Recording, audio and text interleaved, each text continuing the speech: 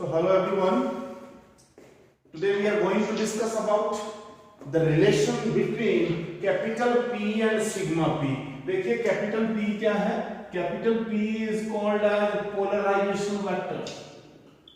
This is the polarization vector. And sigma P, you know very well, that is induced charge density. Induced charge density. It means हमने polarization vector और induced charge density के बीच में relation calculate करना है.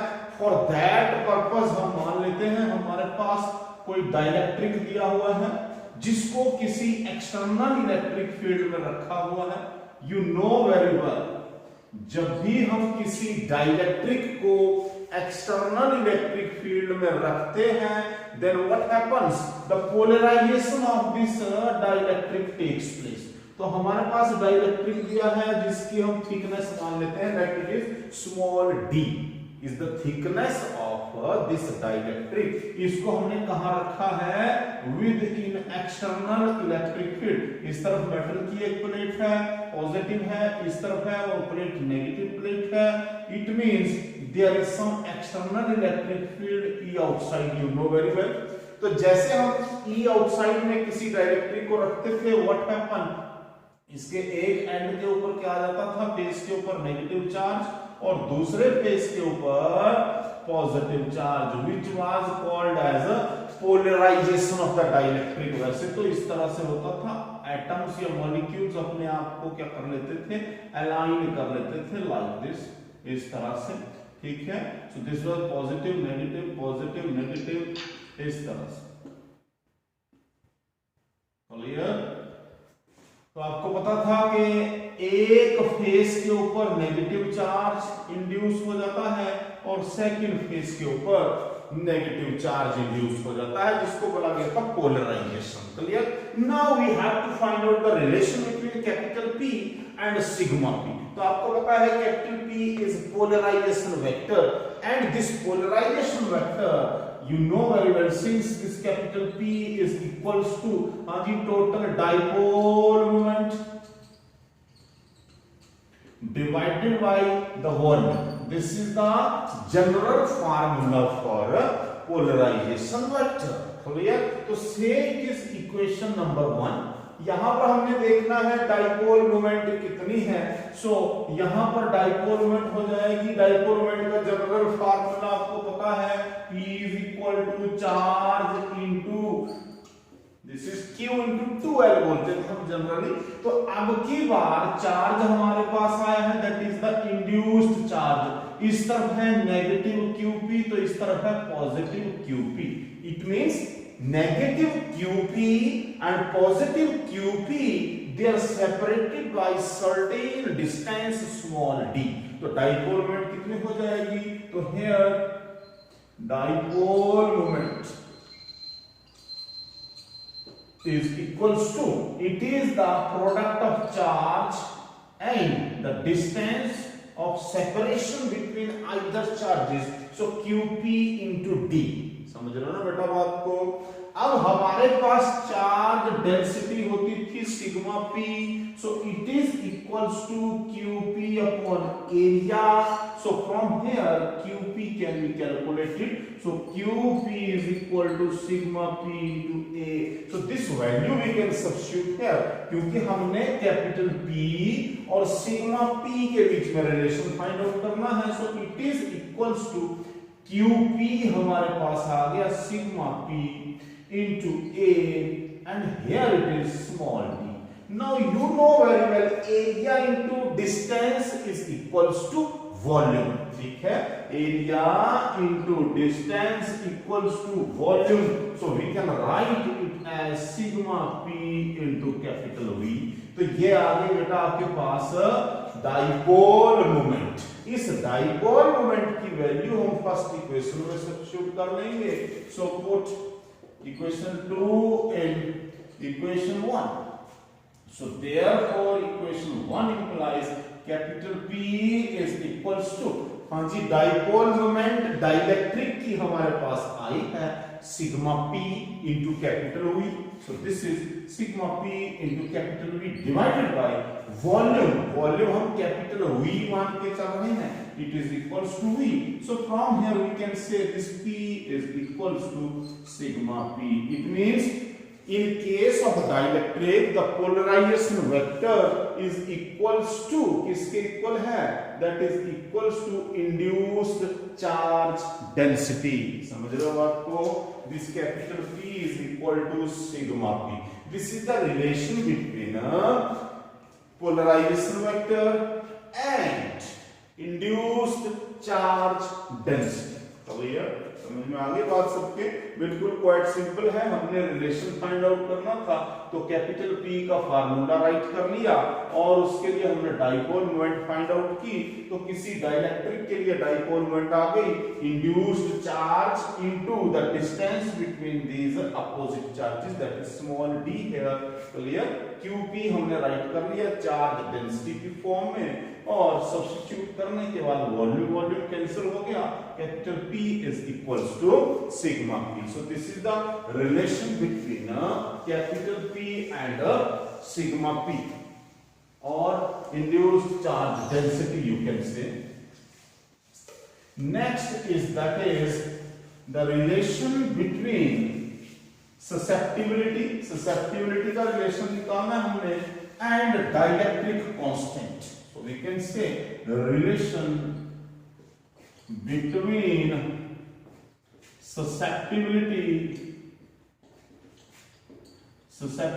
you know very well, which is denoted by psi E.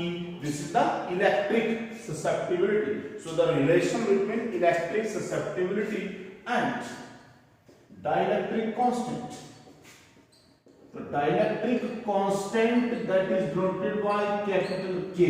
Now we have to find out the relation between this susceptibility and capital K. Clear? देखिए अब आपको पता है susceptibility का formula you know very well, capital K का formula भी आपको पता है. So जब हमने किसी डाइलेक्ट्रिक को external electric field E not में जब प्लेस किया था then what happened? Then polarization of the dielectric takes place. तो इसकी जब पोलराइजेशन हुई डाइलेक्ट्रिक की तब क्या हुआ? इंड्यूस्ड चार्जेस आर प्रोड्यूस्ड इस तरह से negative negative negative negative like this. Means dielectric के अंदर हमें इलेक्ट्रिक फील्ड मिलता था E is equals to E outside minus induced electric field EP. ऐसा क्या नहीं? तो इसलिए हम बोलेंगे when dielectric is placed कहां प्लेस किया है? in external electric field, then the net electric field inside the dielectric के अंदर net electric field कितना बचता था? That is E is equals to E outside minus induced electric field EP. ऐसा क्या नहीं? देखिए बेटा इस रिलेशन को फाइंड आउट करने के लिए we are having two methods. हमने फाइंड आउट करना है psi E और कैपिटल K के बीच में रिलेशन. अब आपको पता है capital K is equal to, it is the ratio of applied electric field to its reduced value. तो देखिए यहाँ पर E नॉट है हमारे पास, तो हमें चाहिए E नॉट अपॉन E. तो ऐसा करते हैं, यहां से हम पहले E नॉट फाइंड आउट कर लेते हैं. It implies E not is equals to E plus E. समझ रहे हो बात को? Are you getting my point? We have to find out E naught upon E. तो देखिए E naught यहाँ पर आ गया, E हम फाइंड आउट करेंगे, इस तरफ लाएंगे तो कॉमन लेना पड़ेगा हमें यहाँ से कैपिटल E. देखिए we can write it as, it can also be written as plus sigma P upon epsilon naught. जहां पर किसकी वैल्यू सब्स्टिट्यूट कर रहे हैं? EP is equal to sigma P upon epsilon naught. समझ लो बात को। अब देखिए यहां से तो कैपिटल ई हम कॉमन ले आएंगे इस तरफ, क्लियर। तो ई नॉट अपॉन ई क्या हो जाएगा, के के इक्वल हो जाएगा। So we can write it as it implies E not is equal to E into, common ले लीजिए, 1 plus sigma P upon epsilon not into capital E. इस तरह से हमने कॉमन लिया क्योंकि यहाँ पर कैपिटल ई नहीं था, तो जब यहां से कॉमन आया तो यहाँ हमें डिवाइड करना पड़ा, क्लियर हो गया। अब इस ई को ले आइए इस तरफ, so it implies E not upon E is equals to 1 plus, देखिए जो सिग्मा P है हमें ससेप्टिबिलिटी भी चाहिए, तो ससेप्टिबिलिटी आप फाइंड आउट कर सकते हैं। Sigma P equals to capital P, अभी हमने पढ़ा थोड़ी देर पहले, ठीक है। So it can be written as capital P upon epsilon not into E, clear, ठीक है। अब देखिए this E not upon E is equals to capital K, it is equals to 1 plus. अब हमें ससेप्टिबिलिटी को इंट्रोड्यूस करना है, और ससेप्टिबिलिटी इंट्रोड्यूस होगी कहां से, P इज इक्वल्स टू, अगर आपको याद हो, गजाई E epsilon not E, this is the formula we have already studied. Polarization vector का फॉर्मूला हम डिराइव कर चुके हैं, and that formula was gzi E epsilon naught into capital E. So this value we can substitute here. तो capital P की जगह आ गया gzi E epsilon naught E upon epsilon naught E, ये हमारे पास आ गया। यहाँ पर वैल्यू सब्स्टिट्यूट करने के बाद एप्सिलॉन नॉट E और एप्सिलॉन नॉट E कैंसिल हो गया, so capital K is equals to 1 plus gzi E। So this is the relation between dielectric constant and electric susceptibility, ठीक है। So we can say which is the required relation, clear. तो बिल्कुल simple है, हमने इस तरह से find out किया। E नॉट अपॉन E निकाला हमने क्योंकि हमें कैपिटल E चाहिए था, फिर हमने सिग्मा P की जगह कैपिटल P राइट किया, और कैपिटल P का वो फॉर्मूला राइट किया जिसमें gzi E है, ससेप्टिबिलिटी है, वो राइट करने के बाद हमारे पास ऑटोमेटिकली रिलेशन आ गया between dielectric constant and gzi E, clear. So this is the relation. Next हम देखेंगे, that is third topic is that is dielectric strength. Have you noted down it? Next is that is dielectric strength. तो देखिए हम जब dielectric को किसी external electric field में place कर रहे हैं, देन व्हाट इज हैपनिंग, क्या हो रहा है, जब डाइलेक्ट्रिक को एक्सटर्नल इलेक्ट्रिक फील्ड में प्लेस किया जा रहा है, then it's polarization takes place. Polarization का मतलब है the separation of opposite charges at the opposite faces of the dielectric, ठीक है। डाइलेक्ट्रिक के अलग अलग फेसेस के ऊपर अपोजिट चार्जेस जो है वो आते हैं, ठीक। तो इसलिए उसको क्या बोला गया, पोलराइजेशन, क्लियर। अब देखिए हमारे पास हमने देखना है कि ये जो डाइलेक्ट्रिक है ये अप्लाइड फील्ड को कितना टॉलरेट कर सकता है। So that is dielectric strength, ठीक है। Here the name signifies this is the strength of the dielectric. Let me give you one example. For example, आपके पास एक रबर बैंड है और रबर बैंड को हम इस तरह से स्ट्रेच करते जा रहे हैं, स्ट्रेचिंग स्ट्रेचिंग स्ट्रेचिंग स्ट्रेचिंग। एक टाइम ऐसा आएगा कि हम इसको बहुत ज्यादा स्ट्रेच करने की कोशिश करेंगे और ये टूट सकता है। सिमिलरली हियर व्हाट हैपेंस, जब हम किसी डाइलेक्ट्रिक को एक्सटर्नल इलेक्ट्रिक फील्ड में रखता है तो उसके जो मॉलिक्यूल्स हैं वो भी ऐसा ही करते हैं, इस तरफ को नेगेटिव चार्ज आ जाता है, इस तरफ को पॉजिटिव। जैसे जैसे एक्सटर्नल इलेक्ट्रिक फील्ड स्ट्रांग होता जाता है, मींस जैसे मैं रबर बैंड को खींच रहा था, मैं और जोर से खींच रहा हूं और जोर से खींच रहा हूं, मीन्स एक्सटर्नल इलेक्ट्रिक फील्ड जैसे जैसे स्ट्रॉन्ग होता जाएगा वैसे वैसे ये दोनों चार्जेस क्या होते जा रहे हैं, इनके बीच का डिस्टेंस क्या होता जा रहा है, इंक्रीज। क्लियर? एक टाइम ऐसा आ सकता है कि एक्सटर्नल इलेक्ट्रिक फील्ड हम बहुत ज्यादा अप्लाई करें और ये जो नेगेटिव और पॉजिटिव चार्जेस हैं ये अलग अलग हो जाएं, टूट जाएं। That is called as electric breakdown. समझ गए बात को? तो इसलिए डाइलेक्ट्रिक स्ट्रेंथ क्या है? इलेक्ट्रिक फील्ड की वो maximum value which can be tolerated by a dielectric without its electric breakdown। ठीक है? कोई डाइलेक्ट्रिक इलेक्ट्रिक ब्रेकडाउन के बिना एक्सटर्नल इलेक्ट्रिक फील्ड को किस हद तक टॉलरेट कर सकता है, that is called as dielectric strength. So we can say the maximum value of applied electric field, the maximum value of applied electric field which can be tolerated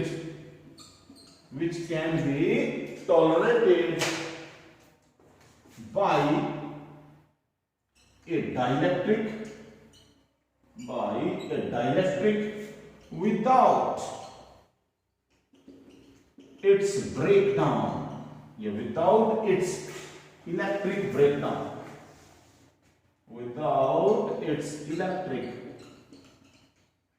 breakdown, ठीक है, is called dielectric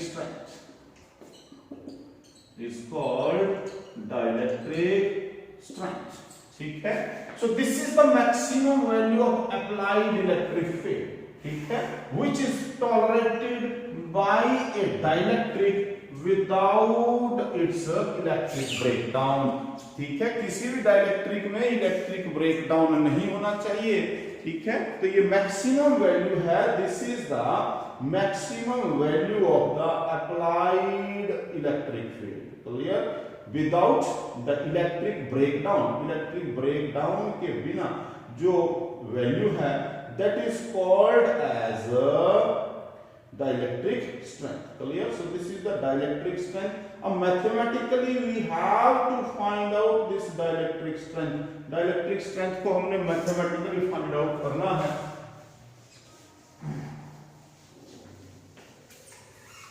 तो देखिए, जैसे ही हमने two charges को external electric field में रखा है, इस एक्सटर्नल इलेक्ट्रिक फील्ड का क्या नेम पड़ गया है? इलेक्ट्रिक ब्रेक, मींस जो ब्रेक कर सकता है। ठीक है, let this distance is small D. दोनों के बीच में ये जो नेगेटिव और पॉजिटिव चार्जेस हैं they are separated by certain distance by small d। आपने पढ़ा था E is equals to, देखिए, dv upon dr, vector sign में लिखते थे तो minus dv upon dr।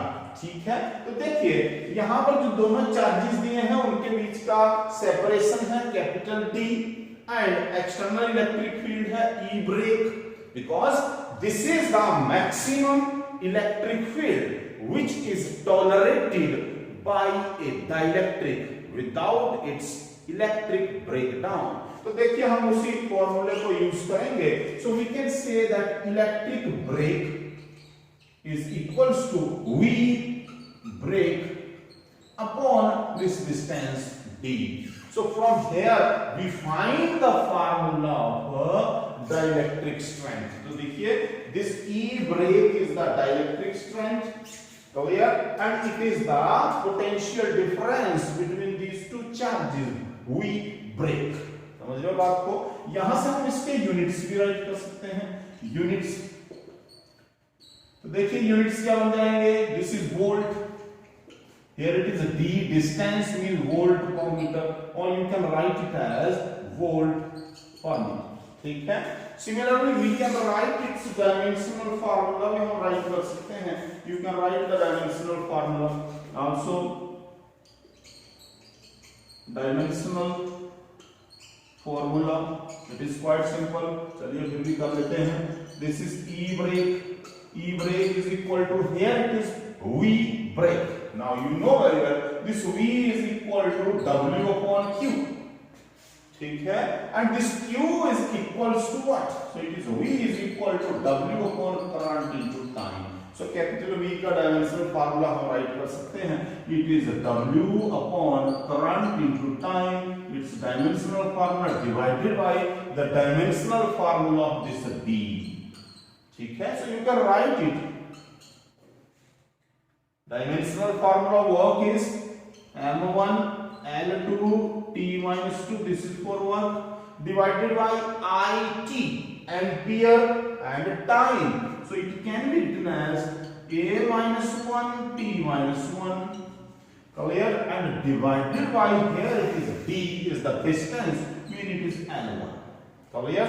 So from here you can write down the final dimensional formula. तो final dimensional formula देख लीजिए क्या बन गया आपके पास, it is equals to, हाँ जी, m1, here it is l2, यहां से आएगा 1 ऊपर चला जाएगा, 2 minus 1 means it is l1, and here it is t minus 2 and here it is minus 1 means it is t minus 3, then it is a minus 1. So this is the dimensional formula for electric breakdown or dielectric strength. तो dielectric strength के units आपके पास आ गए, volt per metre, and the dimensional formula of this dielectric strength is m1 l1 t minus 3 and a minus 1, ठीक है। So this is all about which we will discuss today, clear? So note it down it and revise it very carefully. Bye bye.